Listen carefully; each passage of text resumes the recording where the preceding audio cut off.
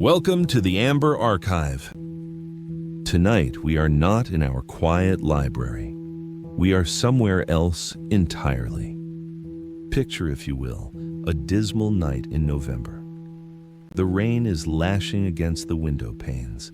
A candle flickers, casting desperate dancing shadows across a workshop littered with the instruments of a forgotten science. And in the center of it all, a form, stitched together from the charnel house and the dissecting room, suddenly stirs. A dull, yellow eye opens. It is alive. Mary Shelley's Frankenstein has haunted our collective imagination for over 2 centuries. We think we know this story. We see the bolts in the neck, the green skin of Hollywood, the lumbering giant. We hear the simplistic cries of, "It's alive!" But this story, this myth, is not about the monster. It is about the man who made him. Shelley gave her novel a subtitle, one that we so often forget, yet it holds the entire key to the work: the Modern Prometheus. This is not just a gothic ghost story told on a rainy night in Geneva. It is a profound and deeply troubling philosophical question. It is the story of creation, of abandonment, and of the devastating consequences of ambition when it is untethered from responsibility. Tonight, let us drift, not into sleep, but into the heart of this question. Why was Victor Frankenstein the modern Prometheus? And what warning, trapped in this amber, does his story hold for us today? Before we can understand the modern Prometheus, we must remember the original. In Greek mythology, Prometheus was a titan. His name meant forethought. He saw humanity, naked and struggling in the cold mud, and his heart was moved by pity. He defied the order of Zeus, climbed Olympus, and stole fire, the divine spark of knowledge, of technology, of civilization, and gave it to mankind. It was an act of profound compassion, but it was also an act of rebellion. For this transgression, his punishment was eternal. He was chained to a rock where an eagle would descend each day to consume his liver, only for it to grow back, allowing the torment to repeat. Prometheus was a thief, yes, but he was a thief for humanity. He was a creator who loved his creation. He suffered for our sake. Now, let us return to that workshop in Ingolstadt. Victor Frankenstein is a brilliant, arrogant, and obsessive young scientist. He is not moved by compassion. He is moved by ego. He says, "A new species would bless me as its creator and source. Many happy and excellent natures would owe their being to me." He does not wish to help humanity. He wishes to be God. Like Prometheus, he seeks to steal the divine fire. But Victor's fire is not technology. It is life itself. He seeks to explore unknown powers and unfold to the world the deepest mysteries of creation. He spends months in a frenzy of work, isolating himself from family, from friends, from the beauty of the natural world. He robs graves. He haunts the slaughterhouse. He builds his new man, 8 feet tall, proportionally large, because, in a chillingly practical detail, he found the minuteness of the parts of a normal-sized human too difficult to work with. He is not a loving father. He is a frantic engineer, blind to the moral implications of his work. And then, on that dreary November night, he succeeds. The spark is stolen. The creature opens its eye. This is where the parallel to Prometheus shatters. Prometheus, seeing his creation, humanity, flourish, would have felt pride. He accepted his punishment, knowing his gift was good. Victor Frankenstein, seeing his creation animate, is consumed by disgust. Shelley's description is brutal. He had selected the features to be beautiful, but the reality is a catastrophe. His yellow skin, Victor says, scarcely covered the working of muscles and arteries beneath. His hair was of a lustrous black and flowing, his teeth of a pearly whiteness.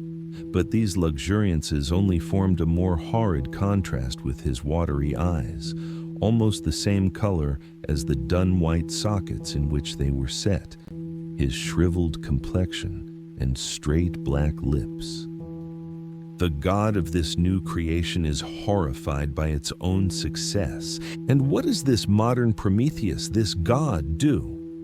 He runs, he abandons his creation, he flees the room, paces his apartment, and falls into a fitful, feverish sleep, hoping that when he awakens, the nightmare will simply be gone.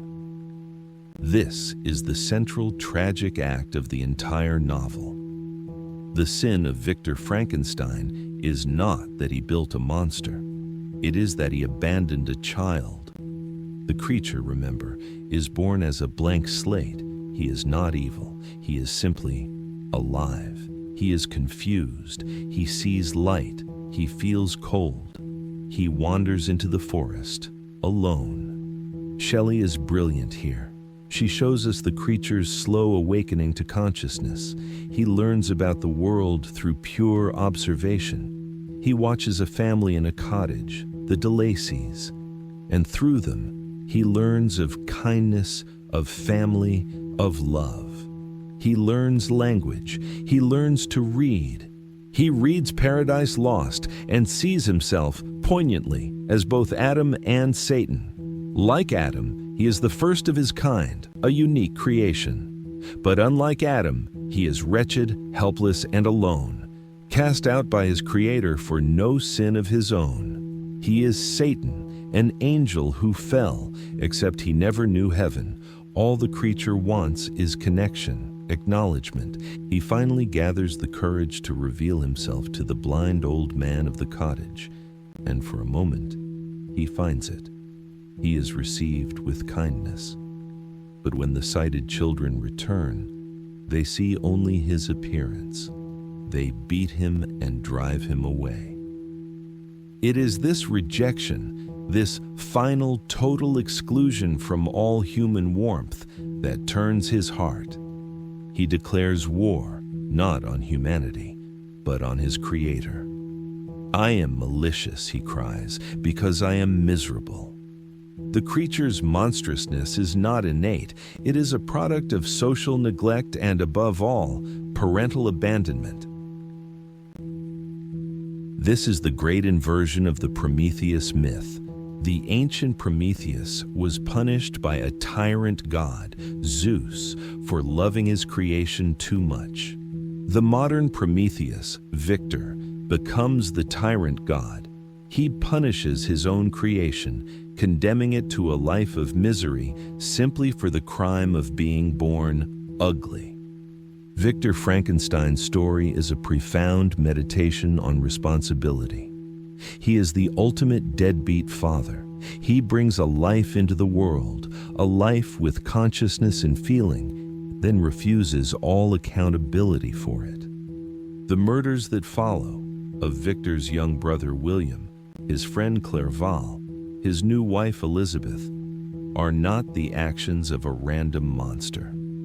They are the calculated, desperate, and tragic acts of vengeance by a being who has been denied the most fundamental right, the right to be loved. The creature even offers Victor a path to redemption, an off-ramp from the cycle of revenge.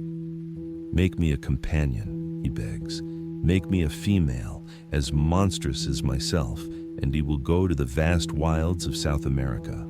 We will be exiled, but we will be together. I will harm no one again." It is a perfectly rational request. Victor, torn, agrees. He begins the work. But as he toils on the second creature, he is struck by a new horror. What if they hate each other? Or worse, what if they love each other? What if they breed a race of devils that will plague the earth? He looks up, and sees his first creation watching him through the window, a ghastly grin on his face. In a fit of renewed disgust and fear, Victor destroys the female companion. He chooses, once again, to abandon his creation, and in that moment, he seals his own fate. The creature, in a voice hollowed by absolute despair, delivers his famous promise, "I shall be with you on your wedding night." The rest of the story is a descent, a cold, bleak chase across the ice fields of the Arctic, as creator and creation are locked in a final miserable embrace. Victor, who began with the ambition of a god, dies a broken man, consumed by a revenge that he himself authored.